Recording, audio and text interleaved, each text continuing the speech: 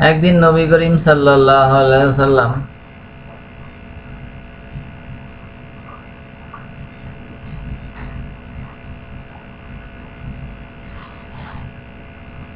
মানুষের মধ্যে ভাষণ দিতে দাঁড়াইলেন।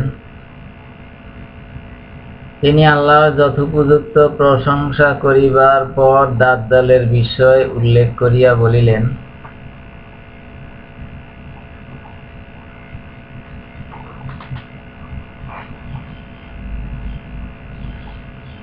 আমি অবশ্যই তোমাদেরকে দাজ্জাল সম্পর্কে সতর্ক করিতেছি।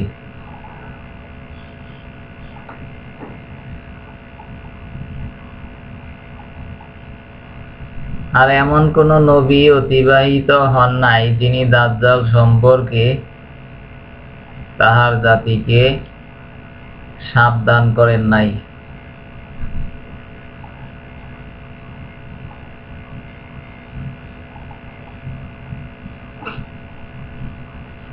এমনকি নূহ আলাইহিস সালামও তাহার জাতিকে দাজ্জাল সম্পর্কে সাবধান করিয়াছেন।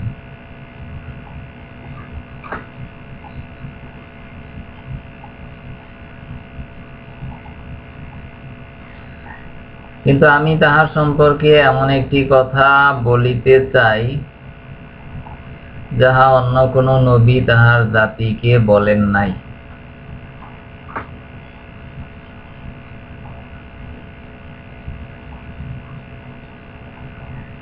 নিশ্চয়ই সে হইবে কানা।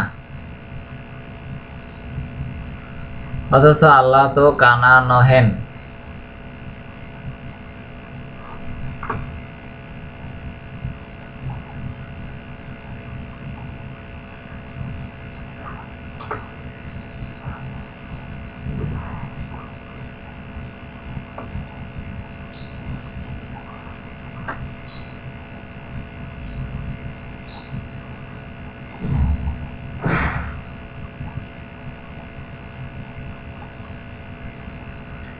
ইমাম জুহরি রহমতুল্লাহ আলাইহি বলেন, ওমর ইবনে সাবিত আনসারী রহমতুল্লাহ আলাইহি আমাকে বলিয়াছেন,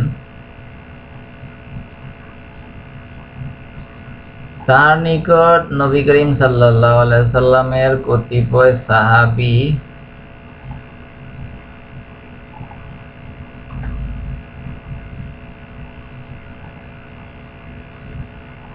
বর্ণনা করিয়াছেন যে রাসূল পাক সাল্লাল্লাহু আলাইহি সাল্লাম সেদিন জনগণকে ফিতনা সম্পর্কে সাবধান করিতে গিয়া বলিলেন,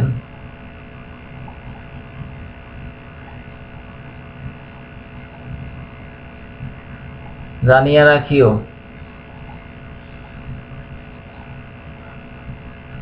তোমাদের কেহই মৃত্যুর পূর্বে তাহার প্রভুকে দেখিতে পাইবে না।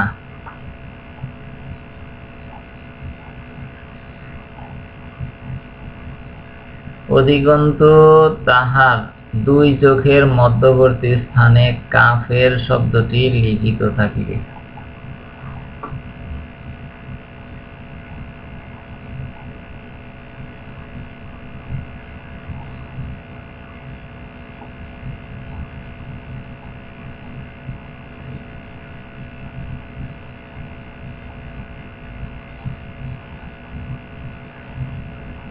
যে ব্যক্তি তাহার কর্মকাণ্ড অপছন্দ করিবে সে তাহা পড়িতে পারিবে।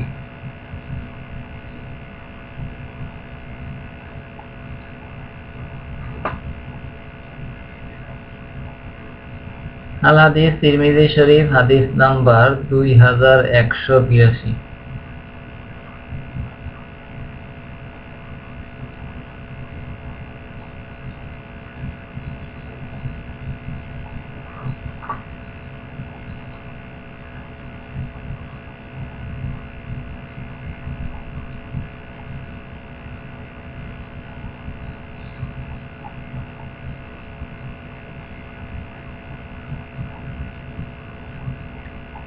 ইয়াহুদীরা তোমাদের সাথে যুদ্ধ করিবে, অর্থাৎ কিয়ামতের পূর্বে, তাহাতে তোমরা তাহাদের বিরুদ্ধে বিজয়ী হইবে।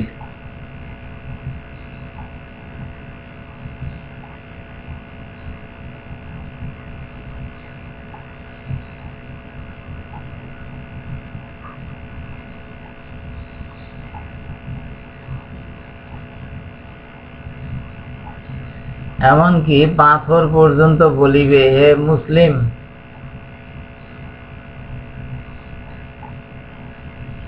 এই যে আমার আড়ালে এক ইহুদি আছে, তাহাকে হত্যা করো।